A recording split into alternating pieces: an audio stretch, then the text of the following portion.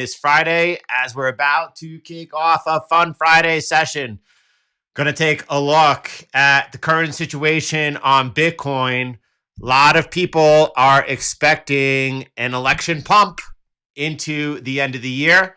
Truth be told, though, a lot of people have been expecting a Bitcoin pump for the last 5 months.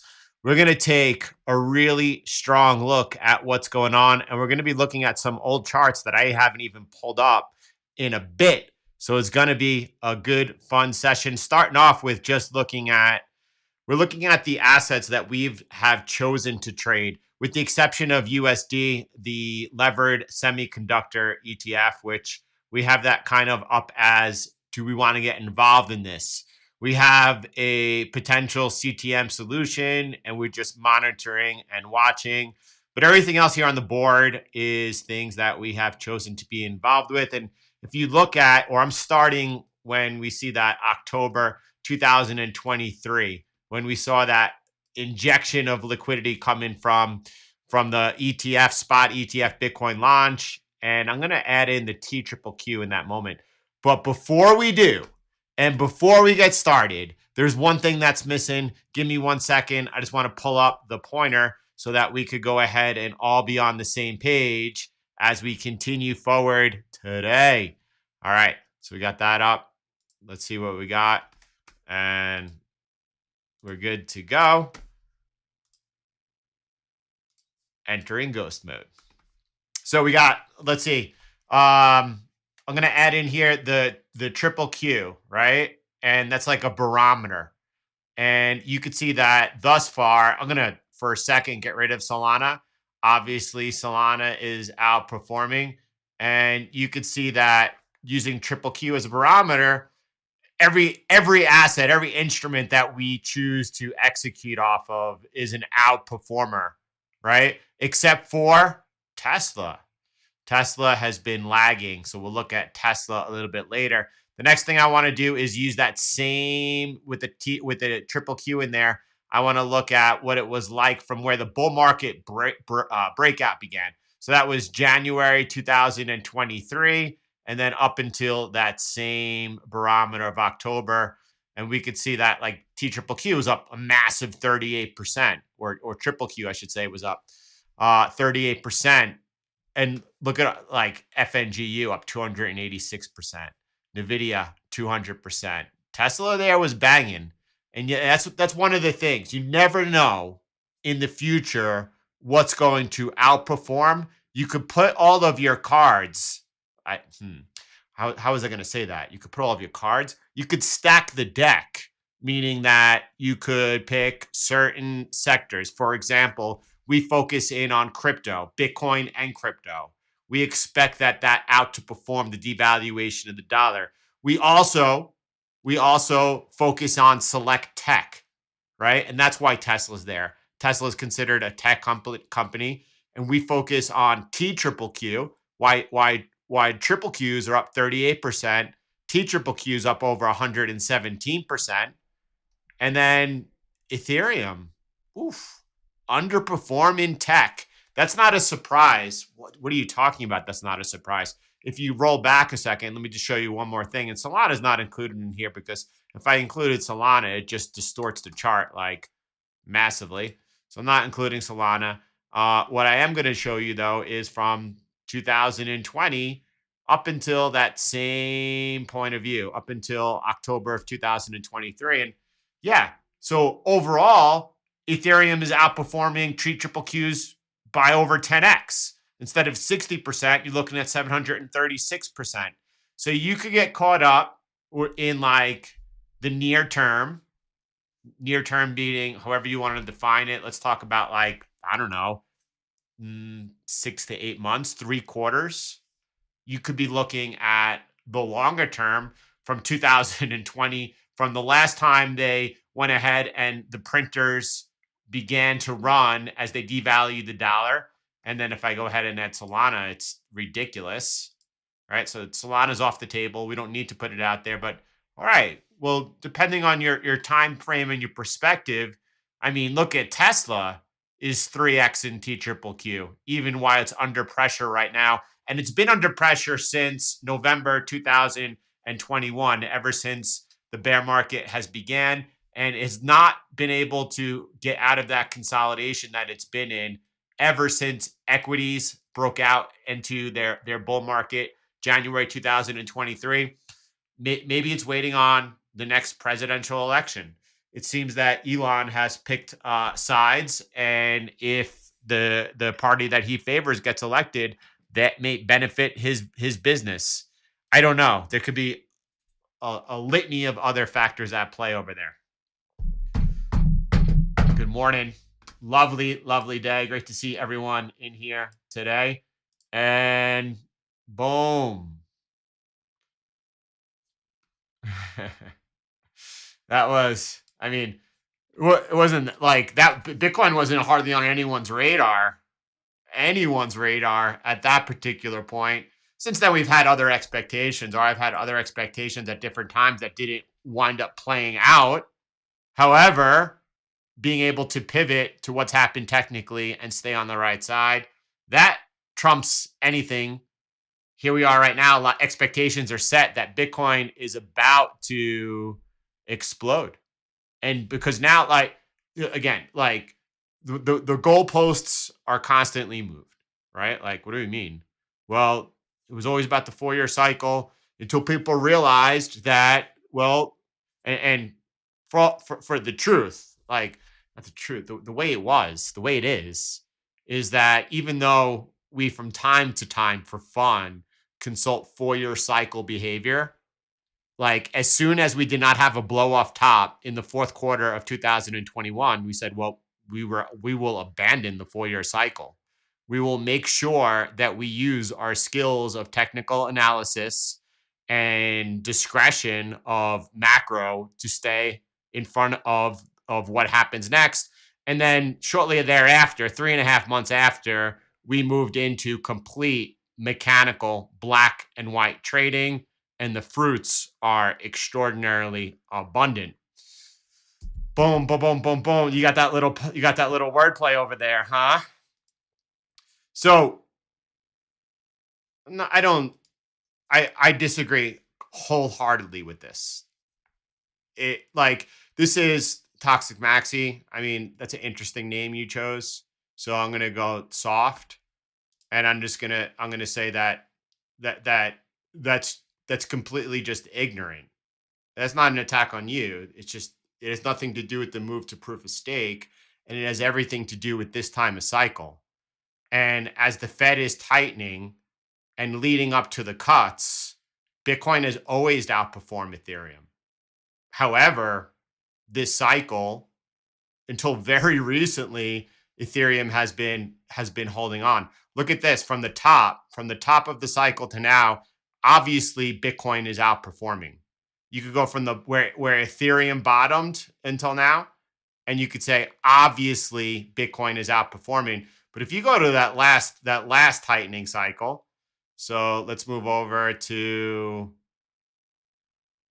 the last tightening cycle, and you could see when the Fed began cutting was over here in July of 2019, and you could see that. Well, let me go ahead and get this picture up. Really, really tight. So when they began cutting over here in the summer, you could see that. Well, I want to see exactly what it was. It's massive. Could we even go that far? We're going to get it.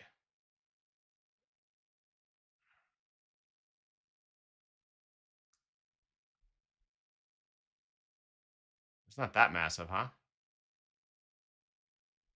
That's the wick I'm looking for. And then we have July when they began cutting. Underperforming, not massive by any means whatsoever, but clearly underperforming, and it's the exact same place of cycle we are. And notice that Bitcoin here continues outperforming. How many times have you heard that Ethereum outperforms once it aligns with monetary policy and the Fed returns to outright easing? When was that last time? In Ethereum under pressure. Move over to here, September 2019. That's where it seems to bottom a little bit, but that's a fake out. It's not until you get to the printers returning over here in March that Ethereum then begins to outperform Bitcoin and blows it away. That has nothing to do with proof of stake. Now, proof of stake is ultimately a death blow. Like, there's no way the chain could continue out far into the future. It's going to implode, or they're going to change the rules. That's what's going to happen. It's a death blow, but not for a long time coming. Not for a long time coming. So yeah, I mean, it's not coincidental. It has everything to do with the Fed cycle. And Ethereum, as per our expectations, once it aligns with Fed policy and they return to outright easing, meaning QE, then Ethereum is going to blow away Bitcoin again. It has nothing to do with proof of stake, but there's a long time between that happening. So none of us are going to be able to say or be proven correct up until that time. And we're far from the Fed returning to outright easing. We're not anywhere close. We're just at the point of the cycle where they now look to begin cutting rates, right? So that clock is obviously ticking, but it's a long time coming, and likely and we talked about time preference earlier. In between now and then, there'll be certain periods where, looking at a short time frame, you'll see Ethereum potentially outperforming, but that won't be long lasting. Now, well, some people say we're about to hit alt season. Yeah, but they've also been wrong for months, and we've talked about that for months of why they're wrong.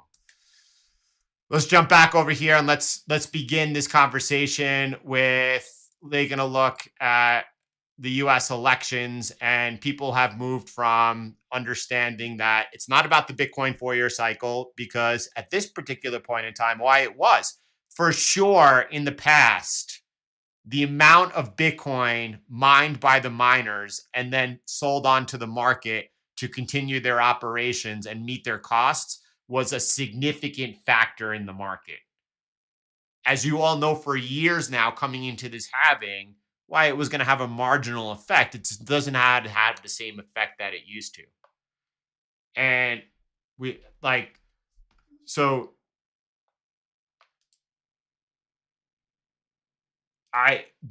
think that's a popular opinion.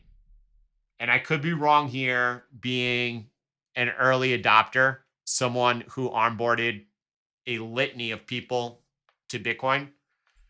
But I mean, I come from the old school. When I began my education in like 2016, 2017, I used to listen to the very earliest episodes of Matt Odell.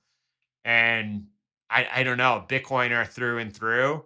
I don't know, like, only proof of work. I mean, I don't know anyone who supports proof of stake over proof of work without having and decentralization.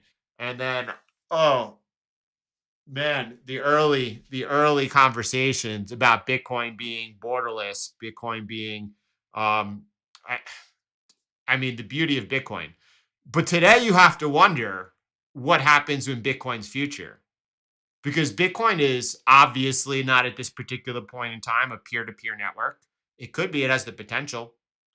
You are looking at nefarious institutions such as BlackRock entering the space. I don't think that it's for the benefit of the middle class. I don't know. I could be wrong about that. But as a Bitcoiner, it's don't trust, verify.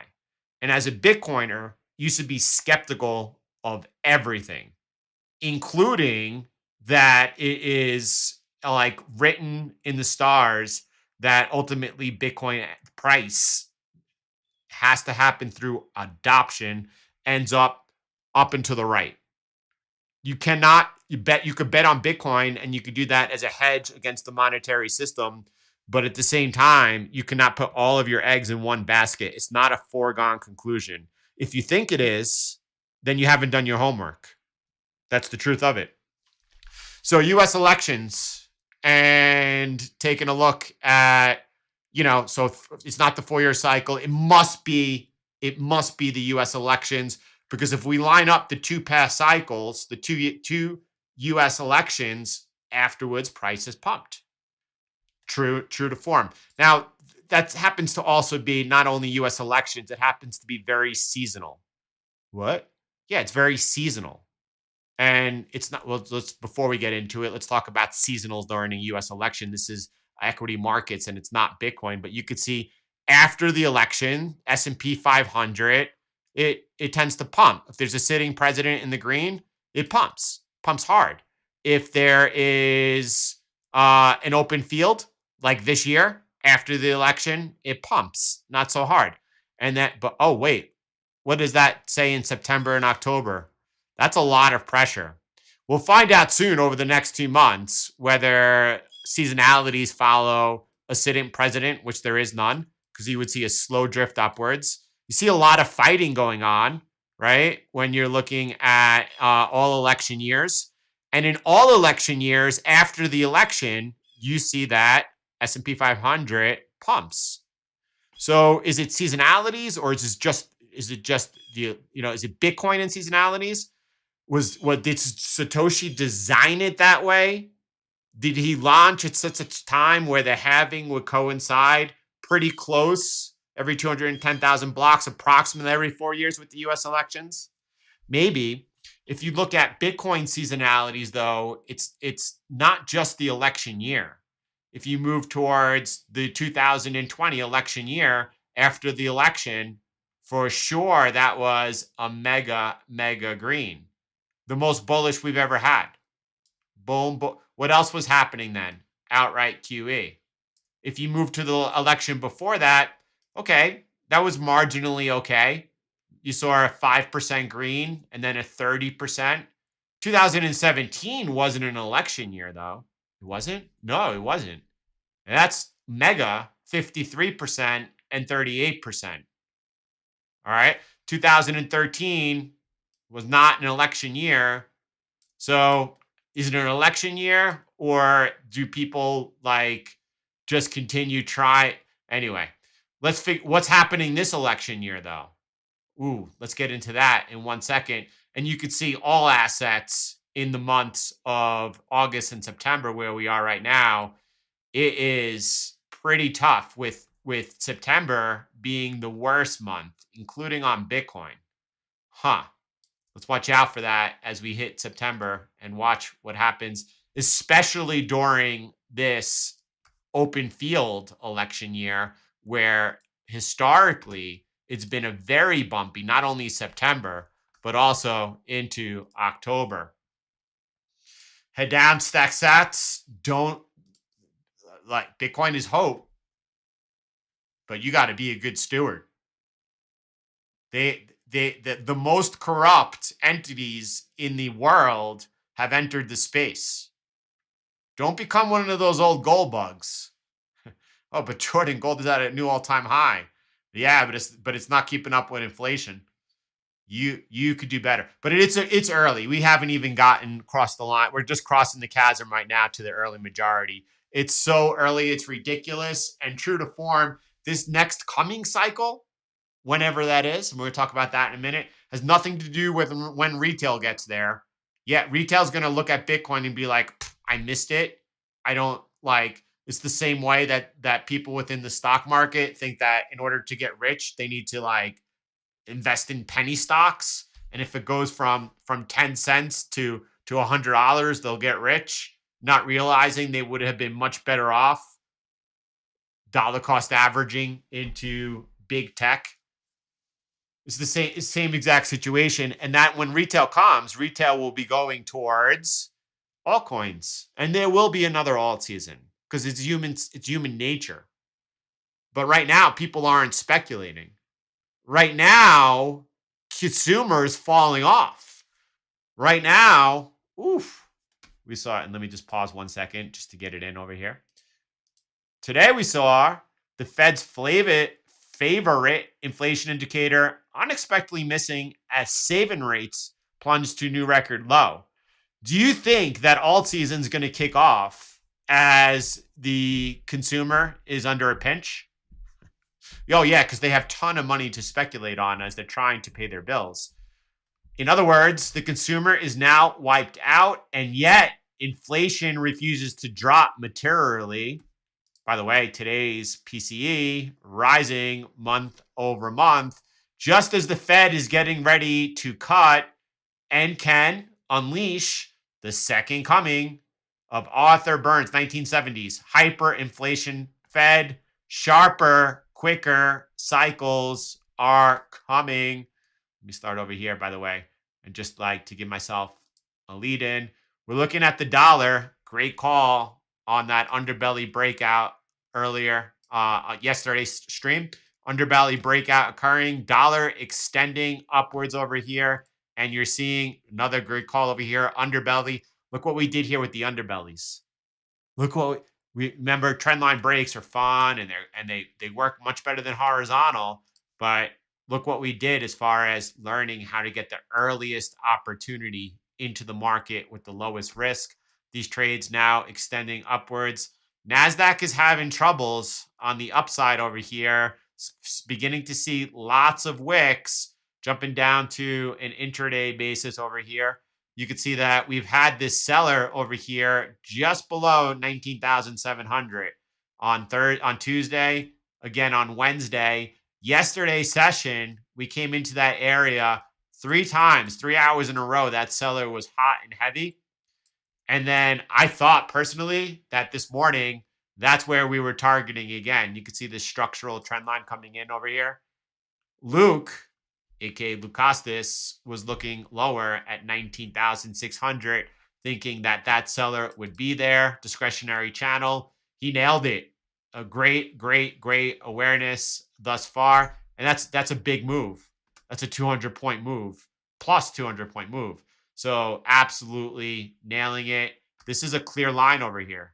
This bolded line that we've had, that's a clear line. If price breaks up above here and closes above, at that point, we're running towards 20K on the NASDAQ. However, you could see that right now, well, we're having trouble holding these gains over here. Here's a discretionary trend line. That's just that's not even a break below this green line. A break below this green line, trading under just above the psychological 19,000. That's where this might get very, very dicey. All right, I just wanted to have a little bit of fun, get that out of the way. Jump back over here, and we're looking at Bitcoin from the halving. This is the time when normally we see Bitcoin begin to run coming up. We're watching the countdown off of the low. That puts us right into where the seasonalities point to it, into November, December. That points to where the seasonalities in an election year with an open field point to see some upward Bitcoin price. And that is what we're watching as far as a high probability zone where if Bitcoin is going to, I'm going to say, make some gains. I don't think Bitcoin's anywhere close to headed towards putting into a cycle top. I think that cycle top, what many thought was going to be left translated, and some people today might think, oh, well, it's in. We're looking at the cycle top over here. We hit the cycle top, at 74,000 or whatever we hit. But I think different. I think that right now, I think we're headed towards a slowdown. I think we're headed towards a recession. Now, what that recession is going to look like, I don't know. Obviously, we've been seeing a lot of people on the lower spectrum of the monetary scale. A lot of people who are struggling to get by are right now really hurting. But we're also beginning to see those that are middle class becoming under more and more pressure, not just from the inflationary pressures that they've been seeing, but now from losing jobs, now from struggling to meet their mortgage. It seems to me it's very clear now, and it wasn't earlier in the year because we were barraged with all these fake numbers coming out. We knew it was fake in real time, but you don't know. We had the feeling that it was fake.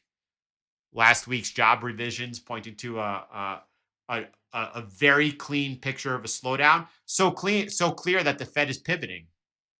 why inflation's at 3%. What happens to Bitcoin in a slowdown, in a recession? None of us know because it's never had to perform. It's never performed. Bitcoin has not been running with the US in a recession, and no, April 2020, what they call the technical recession, doesn't count whatsoever. Outright easing was taking place. They had just expanded their balance sheet by $4.1 trillion and were running $1.2 billion of $1.4 trillion of QE a year, or 1.2. That doesn't add up. How much was it monthly? $120 billion a month. Insane.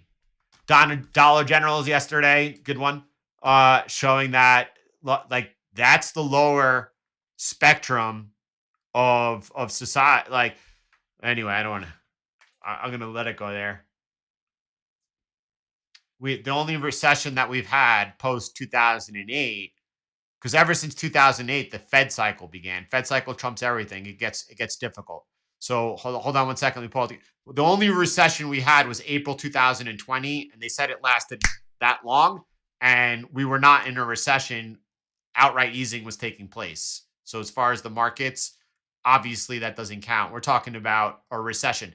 We don't know that the business cycle will be allowed to play out.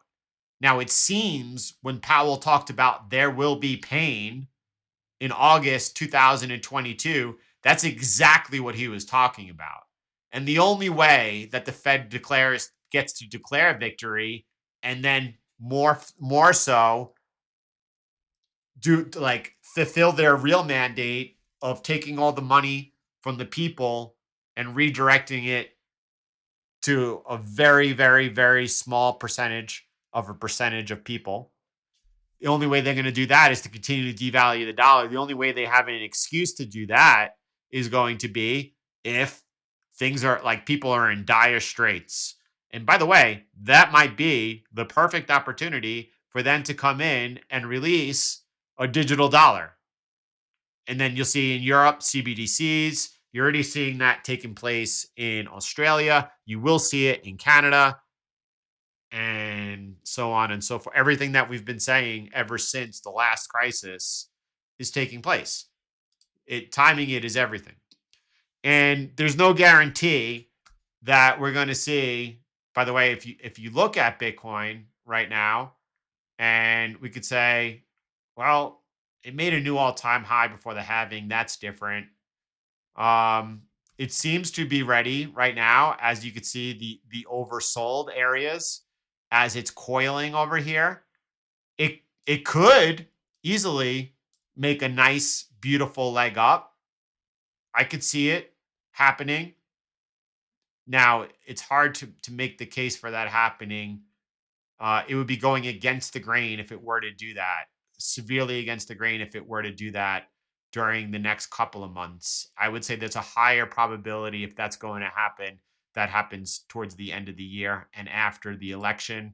If you look at Bitcoin from its matching them up from their highs, you could say, well, this was an anomaly. Bitcoin was really outperforming, but that was because of the spot ETF. And since then, it's reverting back to the mean and very healthy.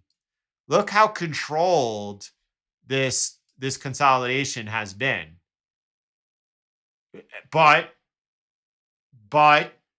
well, who was around during this period when in 2018 you saw Bitcoin consolidate for months upon months, and everyone thought it was going to hold the line, or everyone thought it was going to hold the line, but everyone looked at it and said, this doesn't seem right to me.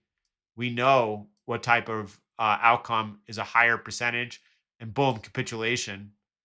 That could happen over here as well, and likely will. We know where we're wrong. We know where we're wrong, if not wrong, but we know where there's a higher probability of a next leg coming up. And that's simply if this trend line breaks at any point in time. If that trend line breaks at any point in time, there's a higher probability of us putting a new all-time high in imminently. Look at this. This chart is coming back. We haven't looked at this chart in so long. And really since the breakout over here, right? This helped us define when we were getting the breakout out of the bear market channel, which is so late. We called the bull market breakout down over here. But, for those that are, it's another confirmation. And then we had this trend line over here. We looked at it from a different angle, but it was the same thing, that technical breakdown of 66,000. We are this morning testing another important trend line. And you can see the red line over here. We spiked below it during the yen on wine crisis. Price found. Where's that coming from? Over here. September, November. And that's an important line. I would like to hold this line. If we don't hold this line, we're going to be testing likely the bottom of this channel. So that's well below 55,000. Bitcoin is cheap. And then we already looked at Ethereum, Bitcoin. Let's look at our positioning, which is absolutely beautiful today. And what do I mean by that? Well, Bitcoin, we're on the sidelines. Okay. Now, we're not participating on the downside. You could see that overnight or yesterday afternoon, there was the cross of the sell side deviation going below the zero line. However, at that particular moment, the CTM filter was not qualified, and we kept on the sidelines. And on the short side, only when do we have all factors aligned on the cross itself could we have a short entry. Otherwise, we're left on the sidelines, like on this past trade over here, when we were stopped out and then didn't have a re-entry on the short until we reset. That's the way that we have our model designed, and it's really difficult to argue with the performance of the model. I'm going to click refresh over here and try to get that going.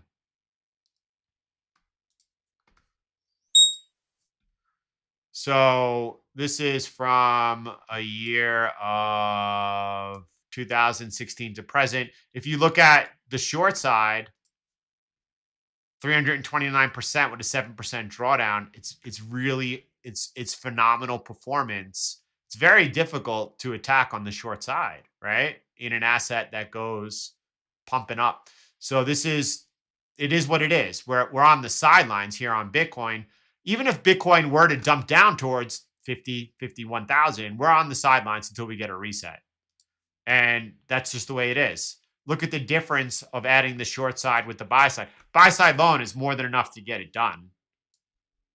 Like since 2020, many people are familiar with their returns since 2020. But very few people are able to navigate like that. But if you put both together, if you add in the short side with the long side and the compounding that takes place, that 329% executed at the right time is enormous. This is not the time for us. And we'll see if that works out well. But Bitcoin here, and ever since March, why it's been in that tight channel consolidating, we're still at all-time highs, just off all-time highs, like by a touch. It's absolute position of power. You look at Ethereum, though. Ethereum is short here, talking about how Ethereum is weaker at this particular point in time. And it doesn't mean that there aren't upside gains to be had. Hey, take a nice, 50% gain out of the market because it's easier to make money on the long side. Ethereum's short right here. So even though we're out of the market or left naked on Bitcoin, we still got a nice hedge going on here. Cardano just entered the market short. And Solana is holding an open short trade right now. So we are beautifully all of them, except for Solana, which is in drawdown right now. Everything else is at a new or just off of new all-time highs. That's how we do it.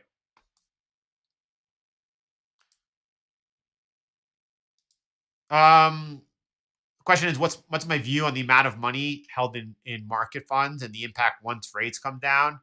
is that the money held in money market funds is like going to be much higher 4 years from now than it is today. And that is just in proportion. Actually, I don't really have the specifics or the details that I could pretend that I'm speaking from any place of authority. But as the dollar continues to devalue the purchasing power and there's more dollars in the system, the amount of dollars held in money markets is going to continue to rise. And I don't think that there's much to be said about that. And if you start seeing, if people like, if we start seeing rates come down, which outside of a crisis, I don't know how far rates come down. We've tracked this pretty well. I say we've tracked this pretty well. We did bang is like fantastic. We called a huge breakdown of yields, meaning they're going up over here. Had to flip back over here to get back off after the breakdown, and then back over here and held this trade to this moment right over here. That was phenomenal.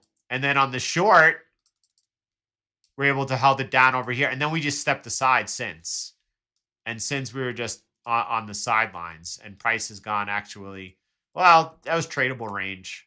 But after such long swings, I felt it better to stay on the sides. This is actually the first trade on bonds that we've looked at and called in a long time.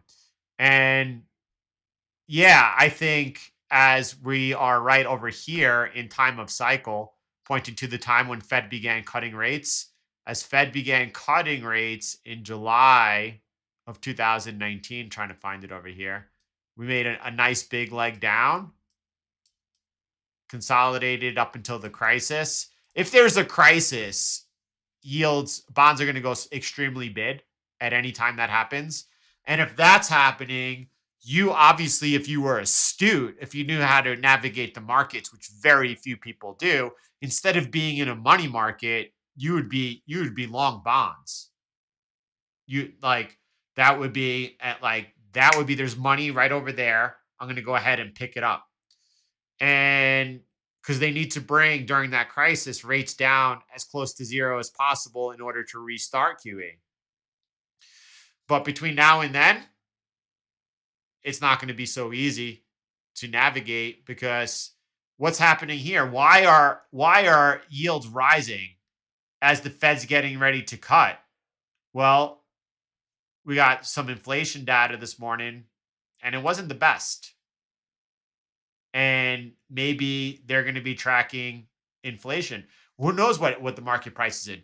Maybe the Fed begins cutting, and then the market determines that in the near term that's going to be bad for inflation, and you might see bonds react appropriately, and instead of going bid, rise.